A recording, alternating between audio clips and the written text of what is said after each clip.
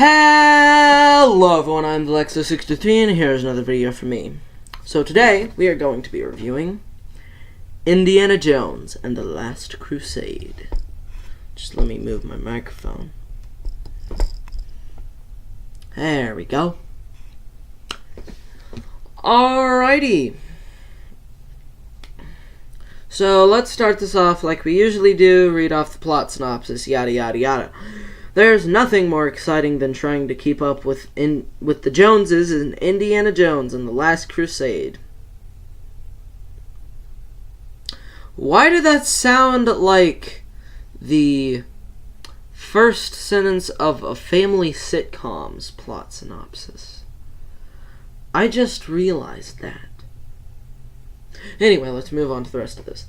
Indy's Nazi enemies are back and have kidnapped his father, Professor Henry Jones Sr., Sean Connery, in their effort to locate the sacred Holy Grail, following a trail from America to I don't even know how to pronounce it. Venice. There we go. To the deserts of the Middle East, and it's up to Indy, Harrison Ford, to save his father, save the Grail, and save the day. In this non-stop, action-packed adventure, the whole family will treasure. So, I mean, this is pretty good. Also, I have just now learned that I can't say Venice because I'm just mess up a lot. But anyway, let's talk about the characters. So, Indiana Jones, not talking about him again. We've already talked about him already. So, next is Henry Jones Sr., played by Sean Connery, who delivers a really great performance in this film. I just loved everything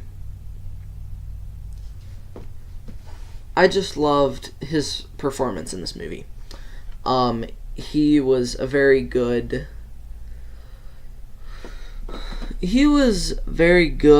at playing his character.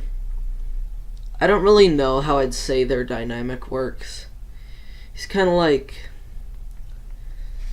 acts like a fool a lot of the time, and then Harrison Ford's Indiana Jones is kind of the straight man to that part, which is really great and adds a lot to this film. So next is Marcus Brody. He plays a pretty important part. He is a librarian and helps keep up with Indy's treasures and stuff, and that's all I'm gonna go into depth about him because, yeah. Next is Dr. Elsa Schneider. She basically was the love interest for this film and one of the main antagonists because she was a Nazi. She was one of the Nazis that was trying to find the Holy Grail, which I really love the artifact in this one. The Holy Grail, I thought, was probably one of the most famous artifacts in the entire series because of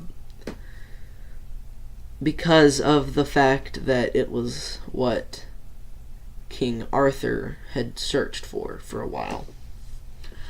But anyway, let's move on to Walter Donovan, who is basically the villain in this movie, the main villain.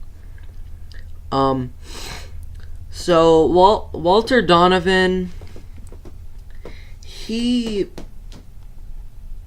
basically drank from the cup and shriveled up and turned into a skeleton in the end. And he basically was the one that helped out the Nazis to get the Holy Grail. But this, and okay, I just realized that there is only one Indiana Jones movie where he actually gets the artifact, and it goes to the museum, and that's the first one. In all the other ones, in Temple of Doom, he returns the artifact to the village. In this one, the Holy Grail has to stay inside of the place where it's in. Which Elsa learns that lesson the hard way when she kind of dies. And then Kingdom of the Crystal Skull. Well, we're not going to talk about that one because it's not very good. But yeah, this I don't know why I just realized that and started talking about it, but yeah. So yeah, this movie is the last entry in the original trilogy of Indiana Jones, and then came Kingdom of the Crystal Skull a few years later. Well, that's about all of my thoughts to say on this. I did like this movie a lot, but for some reason I just can't say as much about this one as I did the other movies. So, anyway, that's basically my video, and it is the last Indiana Jones month video that I've recorded. So, yeah. Alright, so, see you guys later. Peace out.